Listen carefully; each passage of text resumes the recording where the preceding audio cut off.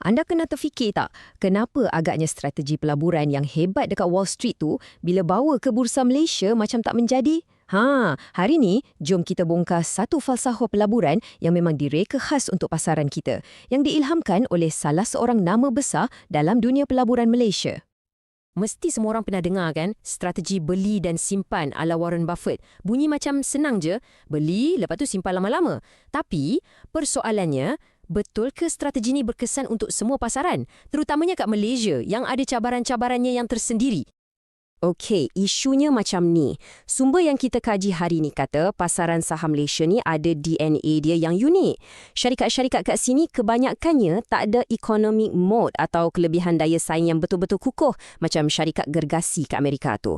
Ini menjadikan mereka lebih sensitif pada naik turun ekonomi dan juga perubahan politik. Sebab itulah kita perlukan pendekatan yang sedikit berbeza.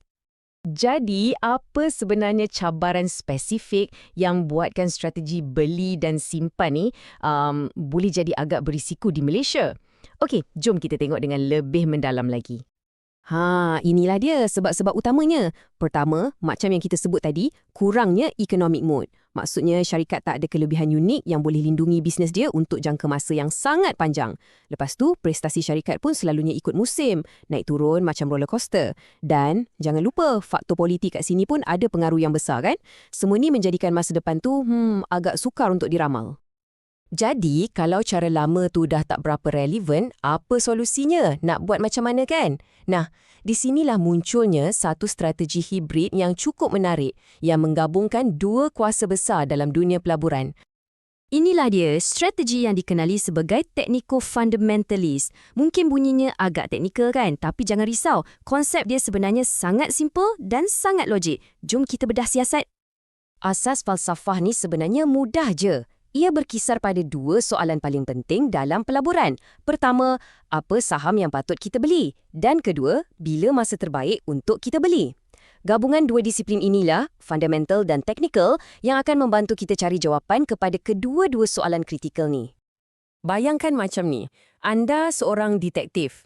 Analisis fundamental tu macam kerja siasatan anda. Cari syarikat yang betul-betul power, yang keuntungannya berpotensi untuk meletup naik. Dah jumpa calon yang betul, barulah anda gunakan analisis teknikal.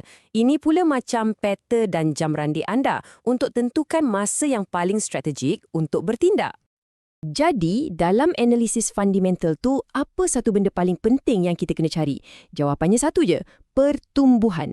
Khususnya, pertumbuhan keuntungan. Inilah minyak roket yang akan tolak harga saham tu ke atas. Lupakan dulu metrik-metrik lain yang mungkin pening kepala tu, fokus pada syarikat yang mampu gandakan keuntungan dia dari semasa ke semasa. Okey, cantik. Kita dah tahu macam mana nak pilih syarikat juara. Tapi soalan seterusnya, bila masa yang terbaik untuk kita masuk? Kat sinilah carta teknikal memainkan peranan yang sangat-sangat penting.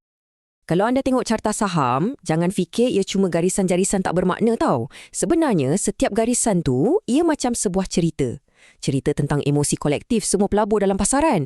Perasaan tamak, takut, harapan, semua ada. Bila kita pandai baca cerita ni, kita boleh dapat bayangan tentang apa yang mungkin akan jadi seterusnya. Sebagai contoh, tengok corak ni. Nama dia Bearish Harami. Bila anda nampak corak macam ni muncul dekat puncak, selepas harga dah naik banyak, kena hati-hati.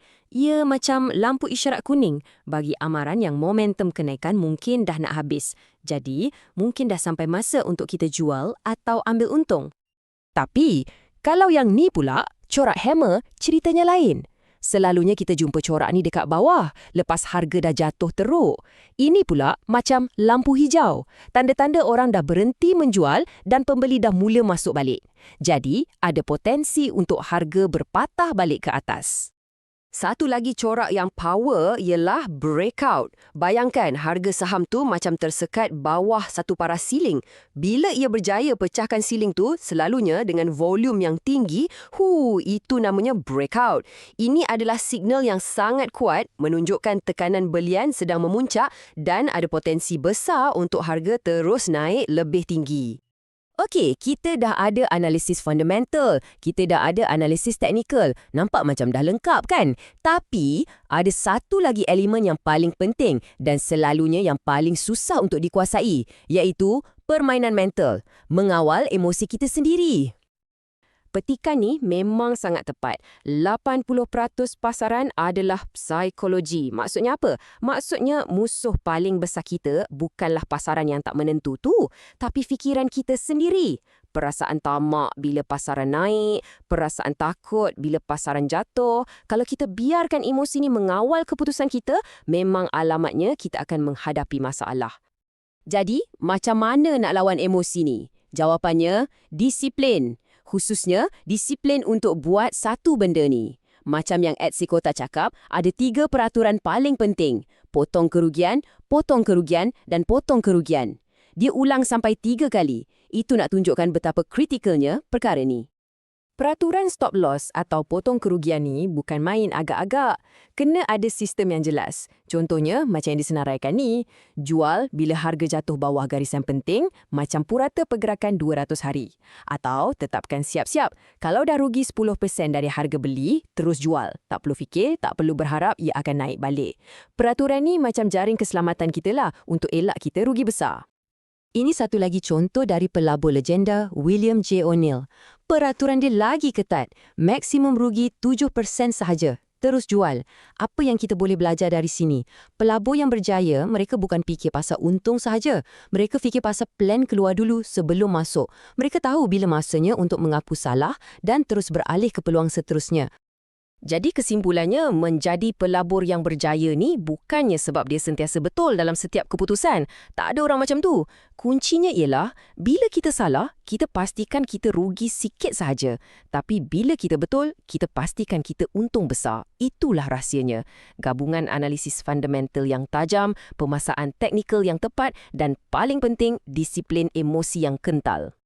Harapnya perkongsian kali ini bermanfaat untuk anda semua. Kalau anda nak belajar lebih banyak lagi strategi-strategi praktikal macam ni, jangan lupa ya, langgan saluran YouTube Smart Wallet Investor. Terima kasih kerana luangkan masa, jumpa lagi dan selamat maju jaya dalam pelaburan.